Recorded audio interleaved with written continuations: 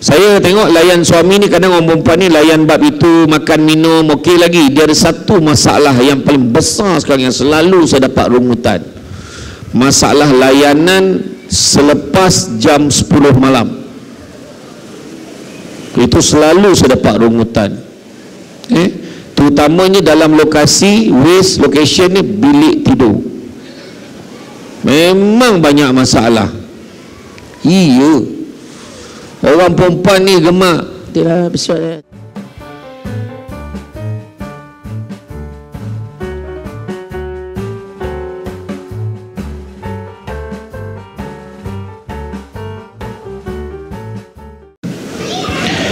Auzubillahi minasyaitonirrajim. Bismillahirrahmanirrahim. Assalamualaikum warahmatullahi wabarakatuh.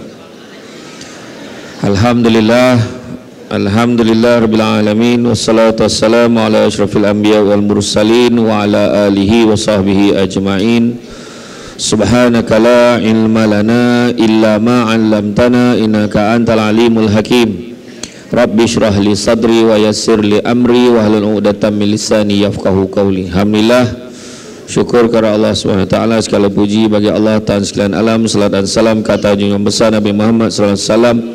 Terima kasih banyak saya ucapkan kepada Al-Fadil, Tuan Pengurusi acara yang berhormat YB Yobiyin, Ahli Parlimen Puchong. Begitu juga Tuan Nazir Masjid, Tuan Imam, barisannya Tuan Kuasa, penggerak aktiviti masjid, pemimpin tempatan di semua peringkat yang berkesempatan hadir, seterusnya tuan-tuan dan puan-puan yang dirahmati Allah sekalian. Syukur sangat-sangat pada malam ini dapat kita bersama-sama berada di dalam majlis ilmu yang mana Nabi sebut barang siapa yang mengikuti jalan-jalan ke majlis ilmu, maka Allah akan anugerahkan kepadanya jalan-jalan ke syurga. Amin. Jangan lupa hashtag pergi syurga balik hari. Macam tu. Alhamdulillah, malam ini dapat kita bersama-sama ramai. Malam ni ada yang tiket mahal, ada yang tiket terdesak pun ada. Tapi alhamdulillah, saya kira-kira malam ni kehadiran tak kurang 20,000. Dia masuk yang lalu lalang kat luar yang tak singgah pun saya kira sekali lah, tercapai 20,000 tu. Malam ni tajuk yang telah dipilih adalah wanita di Julang Negara Gemilang. Jadi ini adalah bersempena dengan tema Hari Wanita Kebangsaan. Jadi jangan risau kepada YB Yobiyin, kepada yang bukan Islam yang hadir malam ni, jangan risau. Ceramah saya international, yang bukan Islam pun boleh faham insyaAllah. Walaupun saya ada petik ayat Quran dengan hadis tu, ambil yang baik-baik aja.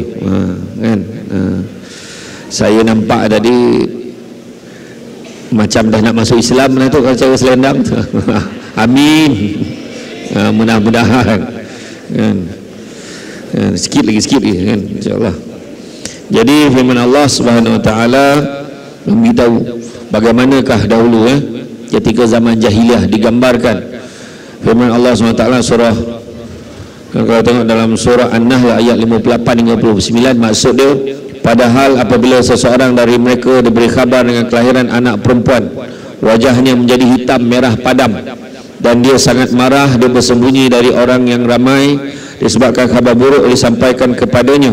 Apakah dia akan memeliharanya dengan menanggung kehinaan atau akan membenamkannya ke dalam tanah hidup-hidup? Ingatlah alangkah buruknya keputusan yang mereka tetapkan itu.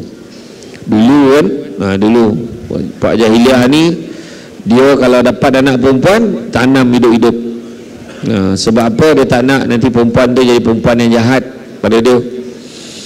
Hari ni lagi teruk, tak kira lelaki perempuan pun tanam. Mana lagi teruk daripada jahiliah. Tapi dulu dah ada kan? Sedangkan keputusan itu keputusan yang sangat buruk. Begitu juga firman Allah SWT dalam surah An-Nisa ayat 19, wahai orang-orang beriman, tidak halal bagi kamu mewarisi perempuan dengan jalan paksa, dan janganlah kamu menyusahkan mereka kerana nak mengambil kembali sebahagian dari apa telah kamu berikan kepadanya, kecuali apabila mereka melakukan perbuatan keji yang nyata. Dan bergaullah dengan mereka menurut cara yang patut. Jika kamu tidak menyukai mereka, maka bersabarlah, kerana boleh jadi kamu tidak menyukai sesuatu padahal Allah menjadikan kebaikan yang banyak padanya. Mesti diuraikan. Wanita ni kan ada perangai-perangai dia tu, mungkin ada yang kita tak suka. Pertama, Allah cerita dalam ni tak boleh mewarisi secara paksa. Tak boleh kita paksakan perempuan tu jadi milik kita, tak boleh. Tu sebab dalam bab kahwin pun kena tanya elok-elok kan, kau nak tak kahwin dengan orang ni? Orang ni tak adalah tua sangat, baru 53 kata. Kan, contoh. Jadi tanya dia ni alhamdulillah kerja pun bagus kata kan, AJK masjid lagi contoh. Jadi mana kata tanya dulu, dia bukan macam bukan paksaan. Dan satu lagi, kalau kita tengok perangai-perangai bila dah kahwin tu, kadang-kadang ada perangai-perangai yang kita tak suka pada orang perempuan kan, ada perangai-perangai kita tak suka. Antaranya orang perempuan ni terkenal dengan bila di rumah, orang perempuan ada satu kelebihan, dia boleh berceramah walaupun tak ada tajuk. Tu boleh orang perempuan ya. Tapi kan, tapi orang lelaki dekat luar cakap dia banyak, di rumah perkataannya habis. Macam tu. Tu sebab orang lelaki banyak diam bila di rumah, dengan kawan-kawan bukan main lagi kan. Jadi Nabi Muhammad SAW pesan apa? Kalau ada satu perkara yang kamu tidak sukai, barangkali ada lagi kebaikan lain yang boleh kamu pandang. Itu Nabi pesan. Jadi jangan kita sebabkan satu kesalahan maka kita nak marah, ambil tindakan dan sebagainya. Kalau dulu masuk jamban pun rindu kan. Contohlah, saya tak cakap sesiapa rindu dia. You pergi mana? Pergi toilet, I rindu lah. Contoh macam tu. Sampai hati you, dia katakan. Pergi toilet tak ajak dulu. Tapi bila dah menyampah tu kan, tengok pun tak nak. Macam tu lah. Jadi jangan. Jadi maknanya tema Hari Wanita ni sebenarnya meluaskan anggapan masyarakat terhadap kesaksamaan gender. Kesaksamaan ni bukanlah bermaksud lelaki dan perempuan bersaing untuk mendapatkan hak yang sama rata, tapi dia mempunyai nilai menghormati antara satu dengan yang lain, membantu satu sama lain. Malahan dalam banyak perkara wanita mendahului lelaki. Ada beberapa perkara. Contoh, buatlah macam mana pun tetap wanita mengandung, lelaki tak boleh mengandung. Allah pilih orang perempuan je boleh mengandung, orang perempuan je boleh datang period, orang lelaki tak pernah. Kalau orang lelaki keluar period, saya tak tahu dia nak keluar kat mana kan. Orang perempuan, orang lelaki kalau period kali pertama meninggal dia belum. Orang lelaki ni banyak yang tak tahan sakit sebenarnya berbanding orang perempuan. Tu sebab kalau kata orang perempuan lemah, macam mana pula? Macam contoh orang perempuan yang bersalin kan, sakit bersalin dikatakan menyamai ibarat 20 tulang rusuk dipatahkan serentak. Itulah kesakitan orang perempuan bersalin kan. Jadi sian orang perempuan, pengorbanan dia. Malahan yang mendahului lelaki lagi apa? Kalau kita tengok nama gelaran ibu pejabat, kita tak pernah dengar bapa pejabat. Ibu negeri, tak pernah dengar bapa negeri. Ibu sawat, mana ada bapa sawat? Ibu jari, bapa jari tak ada. Ibu negara, bapa negara tak ada. Persatuan ibu bapa dan guru-guru. Ibu dulu baru bapa. Nampak tak? Di Indonesia ya disebut bapa ibu. Dekat sini ibu bapa semua ya, ibu bapa. Malahan yang datang mesyuarat PIBG itu ramai perempuan yang datang, lelaki tak datang, sibuk. Nak dibuang bapa tu takut jadi pig pula. PIG, pig, B dah tak ada, dah babi pula. Ini macam mana kan? Kena juga letak bapa tu PIBG kan. Jadi kelebihan. Ada satu je yang ada lelaki perempuan, ada ibu bapa dua-dua ada. Ibu ayam, bapa ayam ada. Itu tak elok. Nampak tak? Tu sebab saya kata tadi, orang perempuan ni banyak kelebihan. Orang perempuan pregnant 9 bulan boleh bertahan. Allahu Akbar. Dengan mak jaga pantang, dengan macam-macam, menanggung sakit kan. Pregnant dengan tahap jadi menteri waktu contoh. Pregnant dengan tahap dia jawatan dia tinggi jadi pegawai. Nampak tak? Pregnant. Orang lelaki tak. Tapi adalah kelebihan, bukan kata lelaki ni tak elok, tak, tapi sumbangannya tu ada. Begitu juga peranan dan sumbangan wanita pada pembangunan tak dapat disangkal, dan kehebatan wanita pelbagai bidang jadi sumber inspirasi. Adalah contoh yang paling senang, mak masing-masing sikit-sikit. Mak saya dulu cakap, ibu saya cakap, selalu kita sebut mak. Kalau sakit pun, kalau terperanjat pun, alamak. Mana ada alayah? Tak ada. Alabah? Tak ada. Alapak? Tak ada. Alamak? Ada kan? Umma ai, mana nak opak ai? Tak ada. Nampak kan? Macam itulah. Kemudian begitu juga kalau kita tengok disebutkan, kan, sampaikan ayat yang dia kata tangan yang menghayun buayan mampu menggoncang dunia. Dikaitkan dengan kekuatan orang perempuan, wanita. Dan begitu juga kalau kita tengok pembangunan negara kita ini, sebab tajuk ni dah macam ni kan, wanita dijulang negara, apa? Wanita dijulang negara gemilang kan. Jadi kena ikutlah tema kan, ambil channel tu tajuk yang dipilih kan. Jadi kalau kita tengok, wanita terdiri daripada 43% tenaga buruh pertanian dunia, kan? Malahan di setengah negara dia meningkat hingga 70% wanita keterlibatan dengan sektor pertanian. Wanita terutamanya ibu memainkan peranan terbesar buat keputusan mengenai perancangan makan dan diet keluarga. Mak, nampak tak? Tu sebab kalau orang cakap kau ada kencing manis, keturunan gitu. Ayat kan? Bukan keturunan. Keturunan tu makan apa? Tu masalah dia. Dia kadang-kadang betul mak ada kencing manis, tapi apa yang dihidangkan untuk keluarga tu, itu mustahak nak menentukan kan?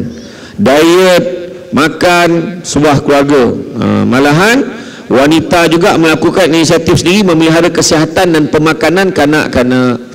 Kalau sayangkan keluarga, pesan saya, orang dekat Puchong ni saya dengar pagi-pagi breakfast nak cepat, dia bagi anak dia makan sausage, nugget. Kalau sayang anak, janganlah bagi makan macam tu lagi. Sebab pegang makan makanan seperti ni banyak chemical. Kalau nak bagi roti pun tak apa kan, pagi telur tak apa lagi, lato-lato kan. Bagi apa lagi? Makanan-makanan sihat. Kalau betul lah nak cari makanan frozen, cari yang curry puff tu, curry puff frozen ke kuih frozen, tak apa lagi. Makan pau ke kan, tak kisahlah. Tapi jangan bagi makan makanan yang segera macam tu, jangan. Nak pula kita ambil makanan tu, letak dalam pinggan melamine pula, masuk dalam microwave, panaskan, merangsang lagi sel kanser. Sayang anak-anak, janganlah. Pinggan melamine humbanlah daripada rumah tu, jangan pakai lagi dah. Polystyrene jangan pakai lagi dah. Dengar tu sebab kita tukar pada plastik sekarang kan, ada sebab. Dan begitu juga kalau kita tengok kan, memelihara kesihatan ni mustahak. Sebab kita sekarang ni, itu sebabnya kena kontrol semua. Malaysia dapat pingat emas kategori kencing manis, darah tinggi dan juga sakit jantung. Pingat emas, tak tahu apa masalah. Dan kita juga dah bertahun-tahun menang tempat pertama kategori obesity, berat badan tak sesuai dengan ketinggian. Termasuklah yang bercakap ni. Sebab salah satu cabaran penceramah adalah jamuan makan yang disediakan oleh pihak penganjur. Malam ini pun dengan kehadiran YB, ramai orang sedih fahamkan makanan pun bukan kaleng-kaleng malam ni. Bukan kaleng-kaleng. Dah sedia belum jamuannya? Dah ready dah? Dah siap. YB, dari segi hukum agama Islam, kalau makanan dah siap, makruh ceramah lama-lama. Itu kena faham. Jadi saya tak akan ceramah lama-lama, jangan risau, kita akan makan cepat. Saya teringat dulu di Simpang Renggam dululah, sebelum PKP dulu, ada seorang YB bangsa Cina juga di Simpang Renggam, lama dah. Dia macam YB ni lah. Bila saya datang tu, saya pun terkejut. ada YB ni jarang tau. Kebanyakan YB yang bukan Islam ni kalau datang dia sampaikan hadiah aja. Ini dia datang dengan ceramah sekali. Dia sponsor masjid, banyak dia bagi ke masjid tu.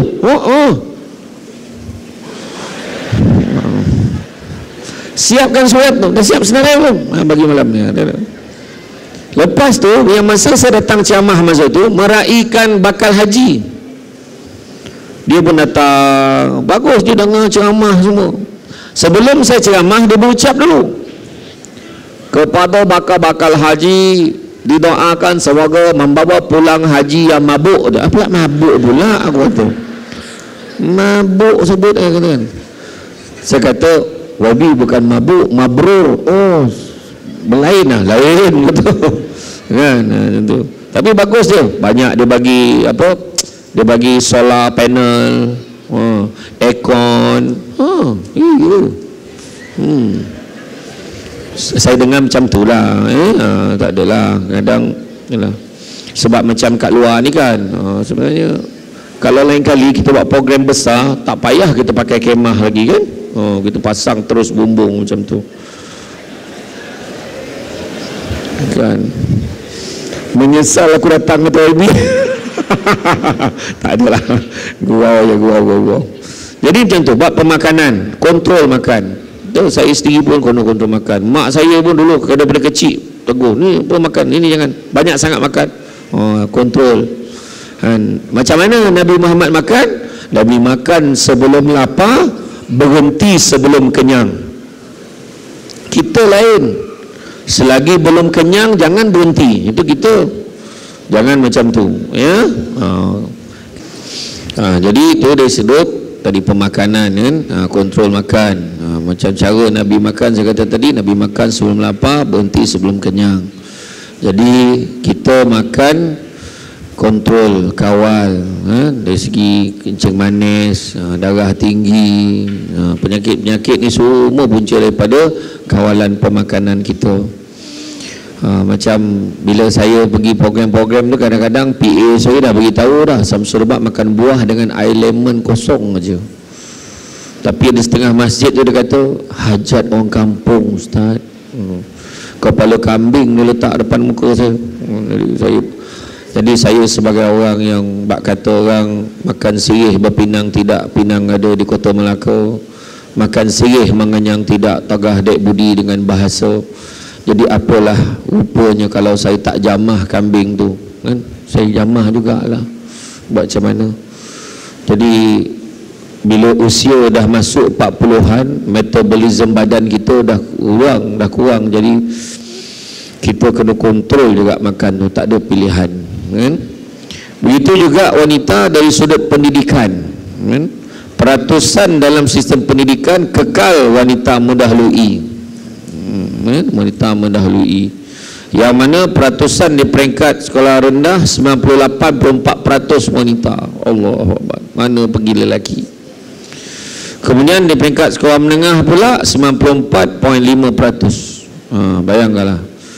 Dan dengan nisbah antara lelaki dan wanita di Malaysia sekitar 109 berbanding 100 lelaki pada pertengahan Julai 2022, serta hampir 70% yang berada di institusi pengajian tinggi utama negara terdiri daripada wanita. Bayangkanlah, lelaki dah lah tak ramai, yang tak ramai itu pun sibuk nak jadi wanita. Contohlah kan, pening kepala kan, dah elok-elok lahir senapang, sibuk nak buang senapang kan, dah lelaki je lah. Ini seorang tu.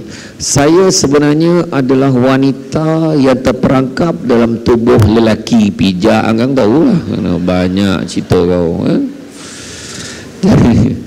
Itu semua lah tu kan. Iya, sampaikan dia mempromosikan perkahwinan sejenis kan. Janganlah macam tu. Pusat konservasi orangutan di Bukit Merah, Lake Town Resort kat Perak tu, kemurungan orangutan. Bila tengok lelaki pun dah tak kenal lah pasangan dia. Lelaki cari lelaki, perempuan cari perempuan. Macam mana tu kan? Lelaki dengan lelaki berlaga raket kan? Macam mana tu?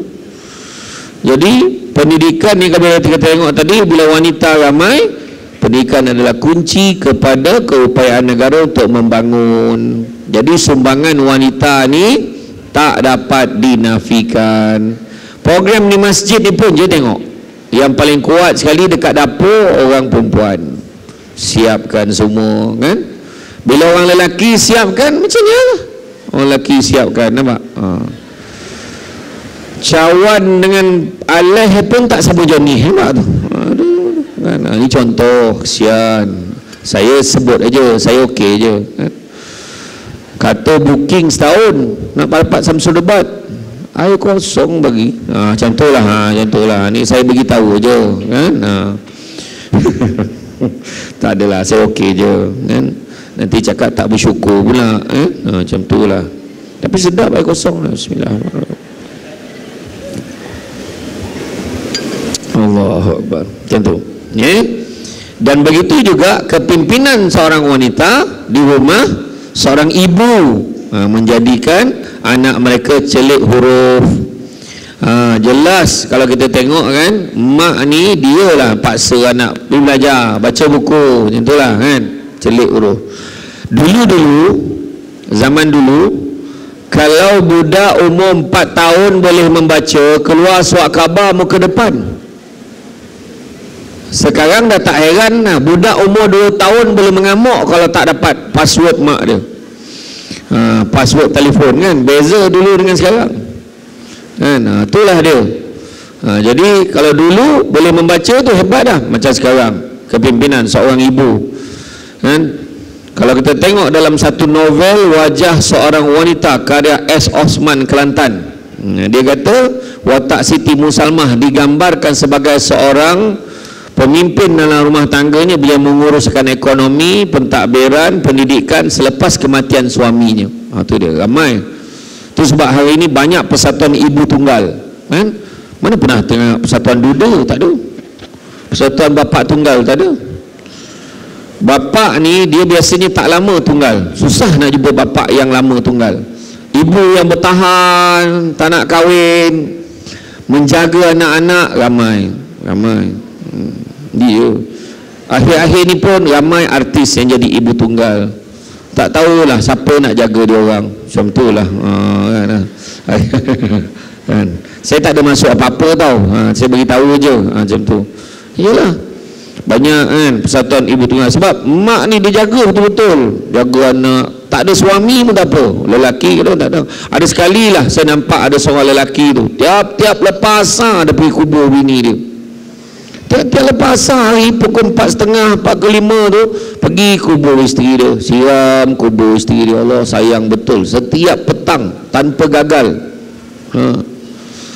Orang pun tanya, sayang betul abang dekat isteri abang? Tak, bukan apa. Isteri abang dulu pesan jangan kahwin lain selagi rumput tak tumbuh kat kubur tu. Tu yang hari-hari disiram tu, taklah tumbuh-tumbuh rumput tu.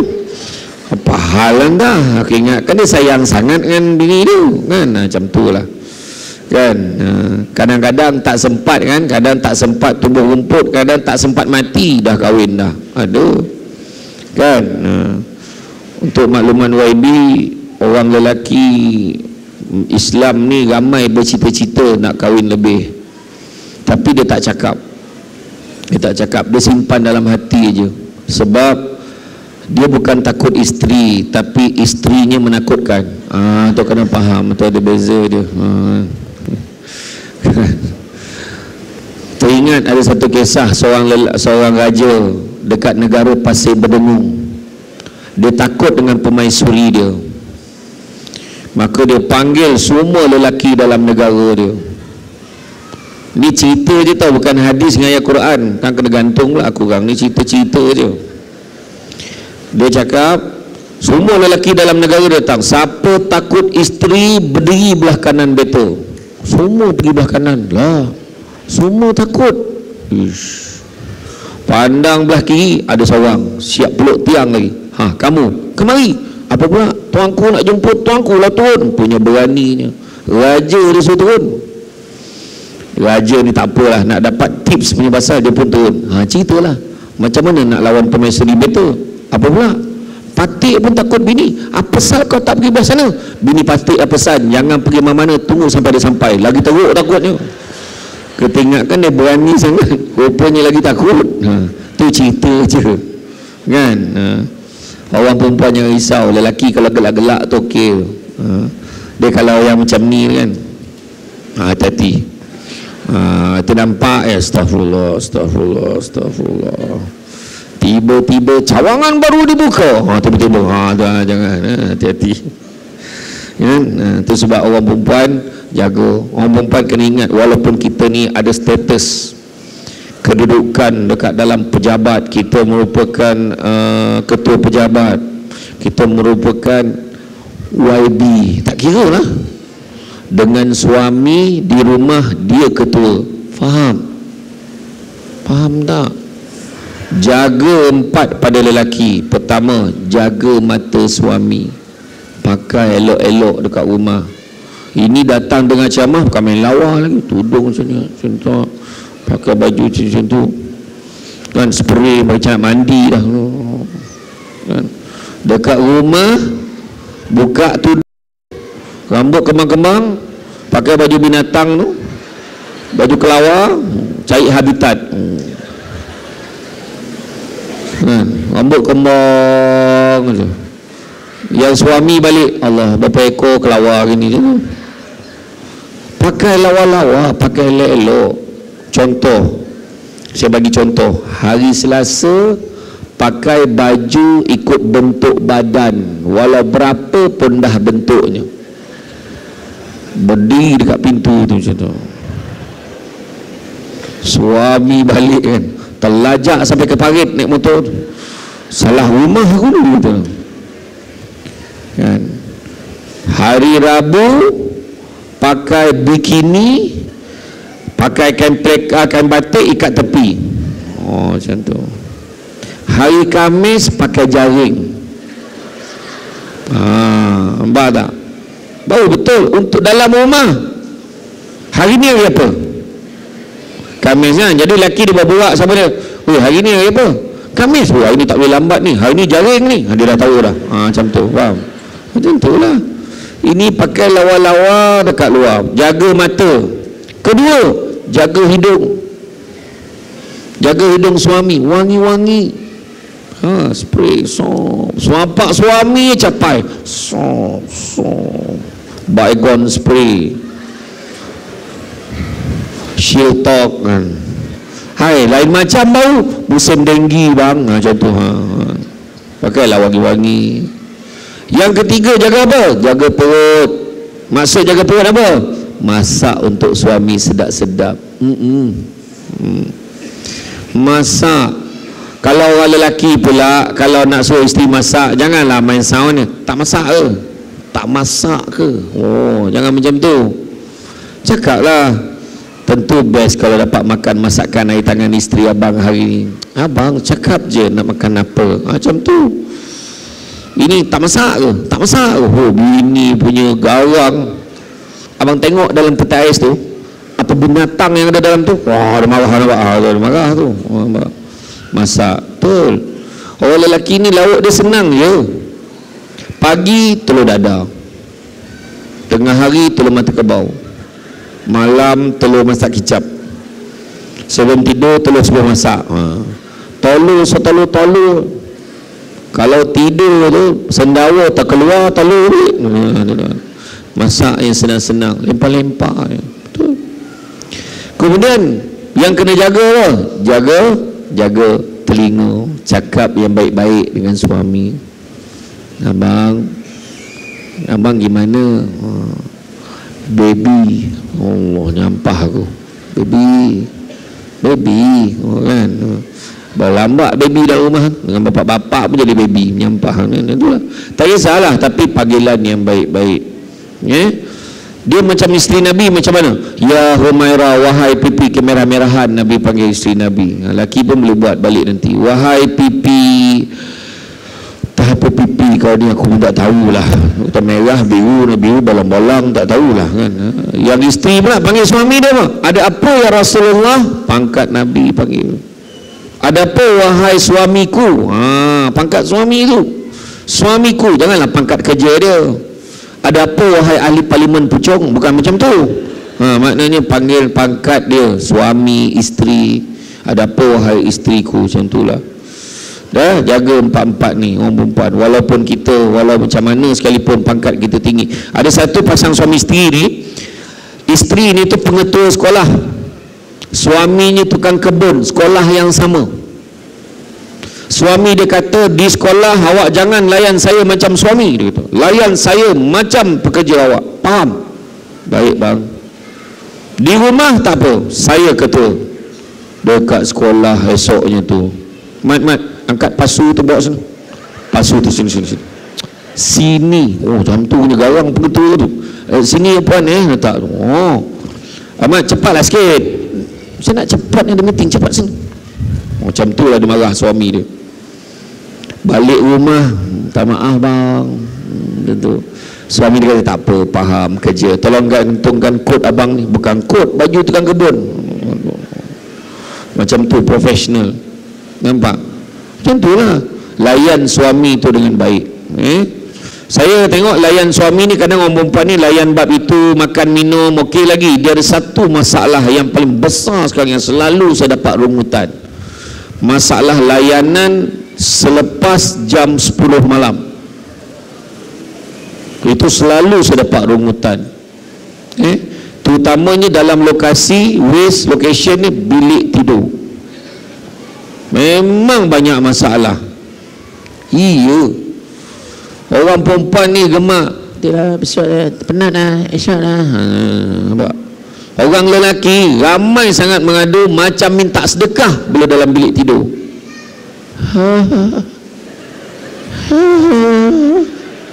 Dalam gelap tu, tolong. Kesian orang lelaki tu. Iya. Tengok kenapa gelap? Mana betul? Kesian orang lelaki tu, muka menanggung. Tutup lampu.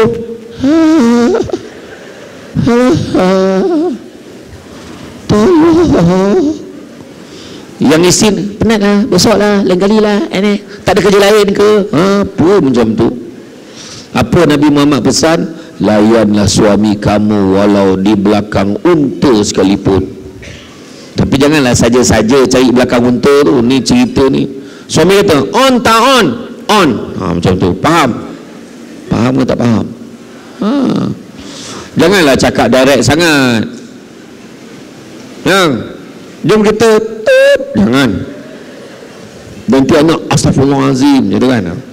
Pakai kod rahsia yang suami isteri je faham. Contohnya kod MOS. Yang mana?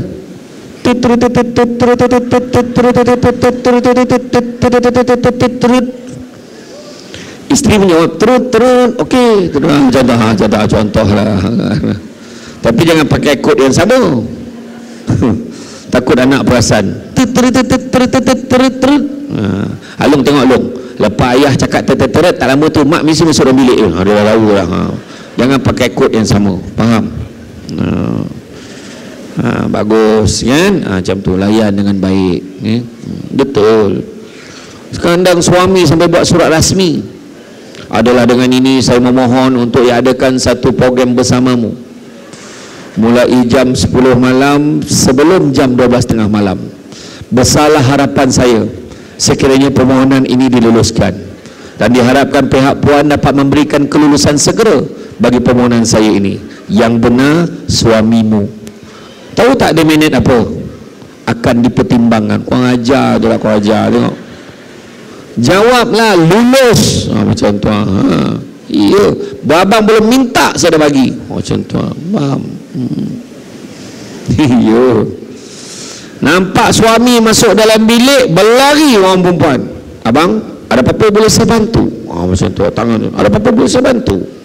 Kalau suami kata, tak apa-apa, pergi sambung kerja. Maka penuh. Bang, ada apa-apa boleh saya bantu? Ada, kau baring sekarang. Sebab suami nak ukur panjang berapa. Dah lama tak ukur. Macam tu. Yang faham-faham, tak faham sudah. Itulah.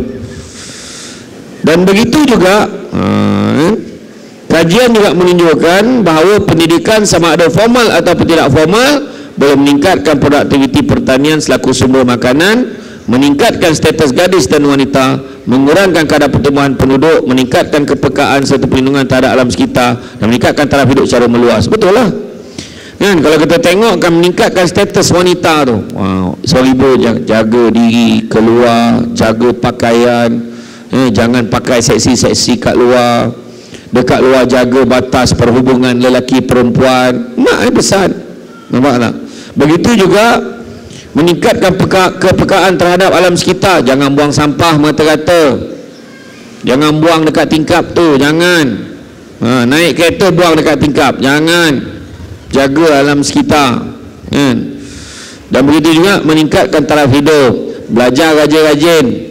Mudah-mudahan nanti berjaya menjadi golongan profesional. Dia cakap dengan anak-anak dia, besok nanti jadi doktor, jadi lawyer, jadi engineer. Kata pesan seorang ibu kepada anaknya. Ayah biasalah, ayah nasihat juga, tapi ayah ni biasa cakap baguslah.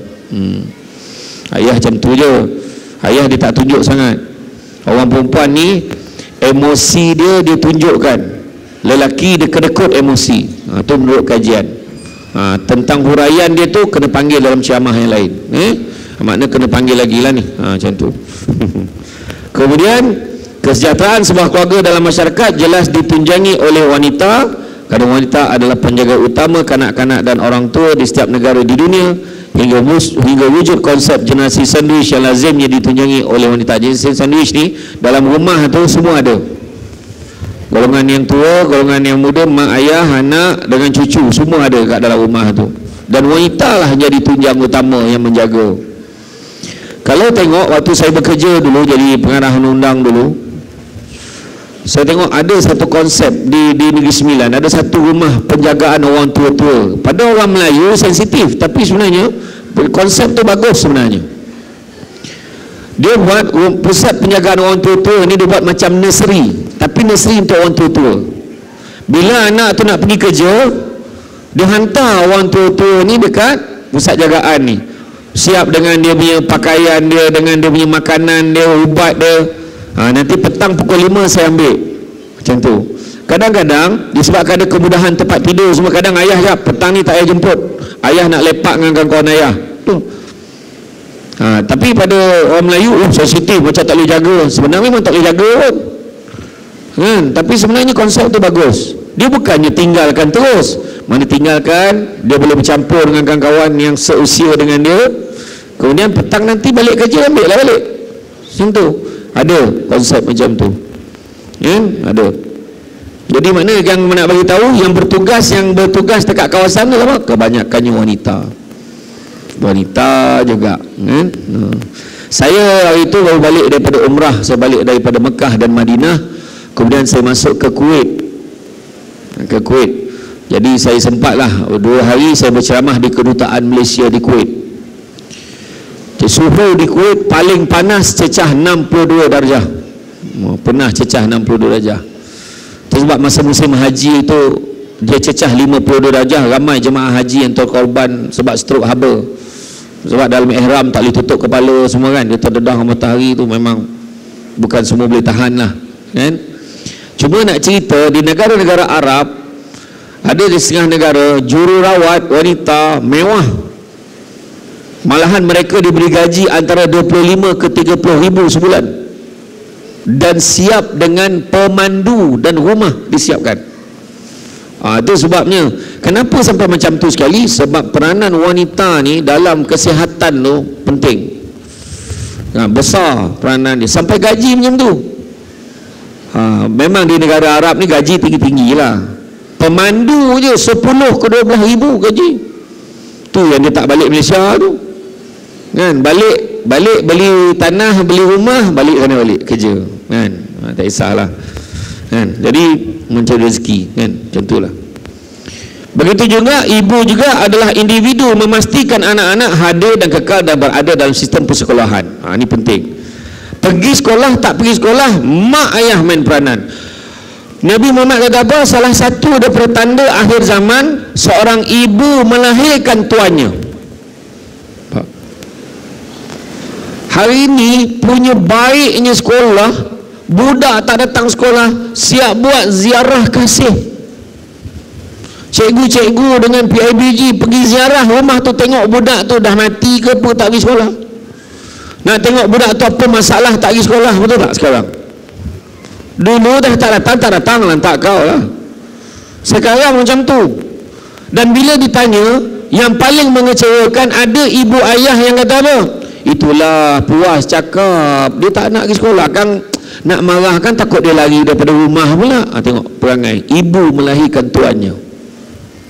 Sekarang kita dulu bangun pergi sekolah dulu pukul 4. Saya pula 4 pagi dah kena bangun, tolong mak buat kuih 4:30 pagi, nginti kuih karipap, nginti ni lenyek tepung, bungkus nasi lemak, saya buat. Saya adik-beradik saya macam tu. Tapi kena bangun lah, semua kena bangun. Sekarang biarlah, sian, biarlah dia bodoh, tak apa, janji kesian. Jangan macam tu kan. Anak-anak kita ni penting untuk dia sedar tentang kepentingan ilmu. Masa di umur-umur macam ni kita layan, ni memang seronok tak pergi sekolah, tapi bila dia dah dewasa, dia akan tahu apa maksud dia. Bawa anak-anak kita ni pergi tengok kat luar sana, harga rumah dah berapa, harga kereta, bawa tunjuk, tengok kereta tu harga berapa, tengok motosikal tu harga berapa. Engkau nak macam-macam tapi belajar tak nak, tunjuk kat dia. Kena tuntut ilmu, belajar je rajin, barulah dapat ubah pola kehidupan bermasyarakat. Macam Puchong ni lah. Dulu Puchong ni kampung. Apa asal nama Puchong ni? Sedap kau makan ni. Mana kau dapat sate tu? Apa asal Puchong? Dulu tempat hantu pocong ni, mengayau dia, chan dulu. Ya, kau main sampai malam, main kat luar, kau tengoklah. Tahu tak apa. Tapi taklah, bukan cerita tu. Dulu kampung, tapi tengok pembangunan kan, Puchong padat hari ni. Saya dulu waktu saya di UiTM dulu, saya masa diploma, saya ambil diploma in public admin di UiTM di London, Alor Gajah, Melaka. Lendu. Kemudian saya sambung degree in law di Shah Alam, tapi boleh kata setiap minggu saya mesti datang Puchong. Saya cari Char Kway Teow yang dekat dataran Puchong tu. Dulu lah, dah tak ada dah. Dulu ada Bob Char Kway Teow, gemuk dia masak, sedap. Sekarang dah tahu lah, macam hanyir pula dah, tak tahu siapa masak dah. Kway Teow semua mengaku kan. Dulu lah, lalu celah-celah mahal orang nak pergi makan Puchong dulu. Tapi sekarang tengok, padat Puchong. Siapa sangka Puchong dengan ada apa, kedai-kedai lampu paling banyak kat Puchong, semua cari Puchong. Puncanya apa? Sebab pembangunan ni dibawa oleh sebabkan pendidikan, ilmu. Kena belajar. Betul, pesan anak-anak ni, suruh belajar, faham? Makan je. Kau makan, kau duduk depan aku, silap betul. Lagi cepat habis ceramah ni, pastikan ni, sebab bila penceramah dah nampak sate, penganjur kena pastikan dalam bilik jamuan tu ada sate. Macam tu lah. Saya 2 malam lepas saya ceramah di Bera. Bera dapatlah ikan patin. Ikan patin sedap. Mengeletek-ngeletek nyawa dek sedap ni. Macam tu. Wabi makan ikan patin tak? Makan. Bagus. Tak sangka lah YB ni. Saya 2-3 kali mandang ni. Rasa kalau kita tukar nama YB ni jadi Aminah rasa boleh rasa. Tak ada. Masihlah YB datang. Dan begitu juga ya, bila berlaku realiti cabaran dunia, tiba-tiba macam COVID itu, COVID-19. Tengok orang sini tak faham COVID-19, COVID-19. Tengok baru faham. Berlaku masa tu ramai orang hilang kerja. Masa itulah wanita main peranan. Nampak tak? Wanita dia buat grup masak apa pun tak jadi. Masa tu dia jual masakan, dia jual macam sambal, dia jual online. Allah, dapat bantu keluarga. Berapa ramai? Orang perempuan lah yang nak menyiapkan PDPR budak-budak ni. Ya Allah, masa itulah orang perempuan cabaran dia. Bila bangun tidur, dia kena bangun awal. Sebab nak kerja, anak-anak nak PDPR. Bila dia bangun, dia masuk bilik air, dia basuh muka, dia nak masak, dia lalu ada jenazah dalam bilik tu. Ada jenazah tidur dekat sebelah dia, tak bangun. Dia pergi sampai ke dapur, dia masak, dia kejut bilik, pergi anak dia, bangun, bangun, bangun. Kejap lagi nak kelas PDPR, bangun. Lepas tu mak dia masak, goreng nasi, dia letak atas meja, cepat makan ni. Mak dia masuk dalam bilik melalui jenazah tu sekali lagi. Banyak kes yang tu. Lepas tu sebab masuk mandi, tengok masih lagi jenazah tu tak diuruskan. Lalu keluar, alangkah kecewanya seorang ibu bila tengok nasi goreng tu tadi masih lagi belum diusik oleh anak, sebab anak pun tidur lagi. Itulah ramai cabaran masa PDPR. Sedangkan meja makan tu nak jadi pusat pembelajaran tu PDPR lepas ni. Wah, mak dia pun berubah karakter. Dia pergi kat bilik, bangun, apa kau berapa dah ni, membuta, menyusahkan orang. Jenazah tadi terjaga. Wah, ada marah anak tadi tu. Tu nama pukul anak sini menantu tu. Menyusahkan orang, membuta sampai tegak betul ayah dia tambah. Jenazah tadi. Kan bagus kalau bangun pagi, bangun sama-sama.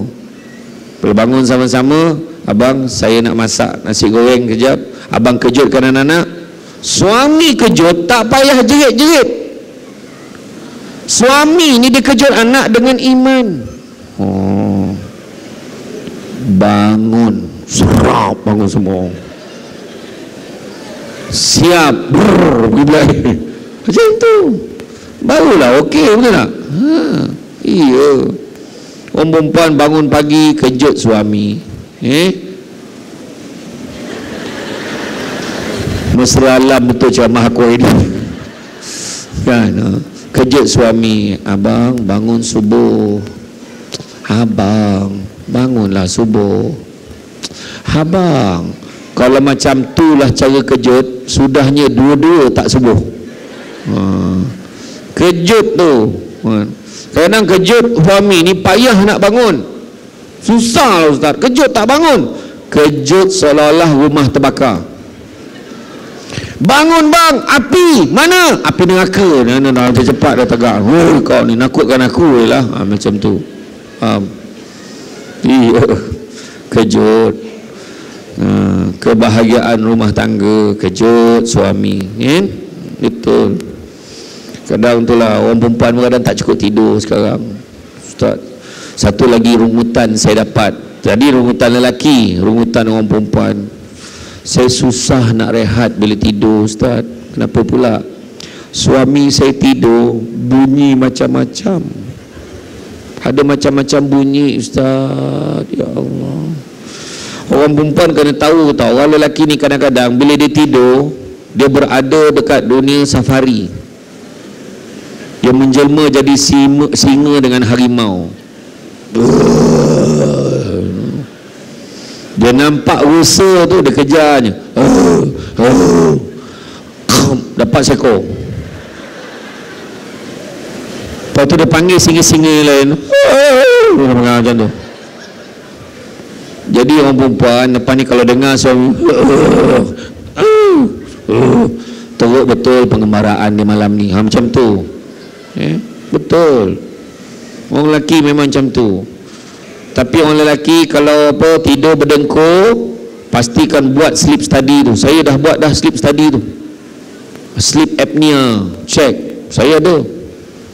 Saya setiap jam 84 kali nafas saya berhenti. Sekali. Itu sebab ramai orang Malaysia ni mati dalam tidur. Lepas tu orang pucung ni ya, ya Allah mati dalam iman ya Allah. Kawan tu tercokek kau tak tahu. Itu dia. Ada yang bunyi mengunyah, nyam tidur kan. Ada bunyi mengasah gigi, krik, tajam gigi orang tua ni kang. Ada yang bunyi sombong kapal. Dah lama duduk kat pelabuhan tu.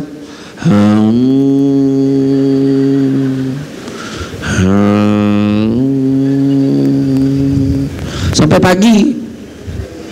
Pagi bini tanya, bang malam tadi berapa banyak pelabuhan singgah? Yang paling popular itulah bunyi vibrate.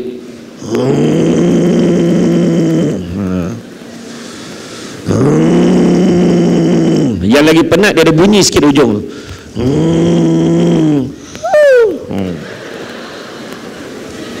Yang lagi penat hujung tu ada bunyi bahasa Rusia sikit.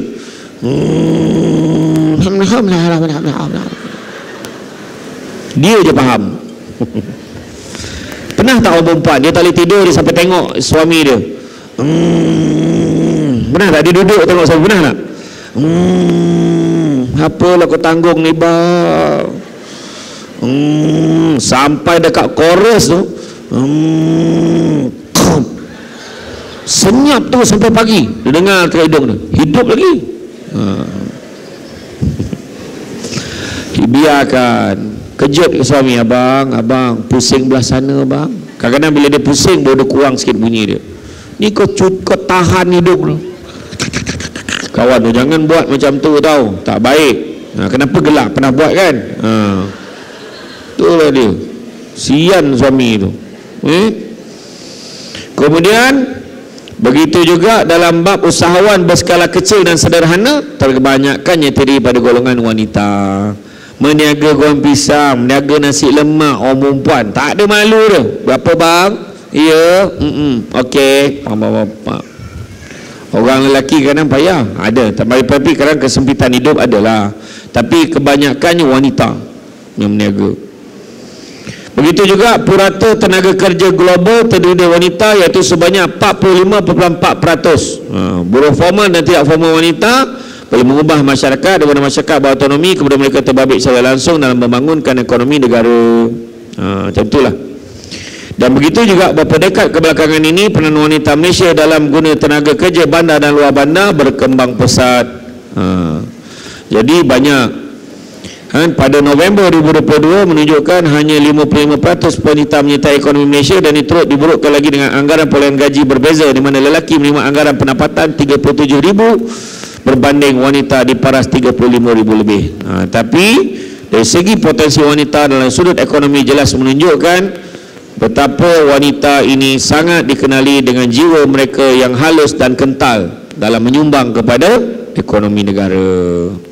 Jadi tuan-tuan dan puan-puan rahmati Allah sekalian, kan?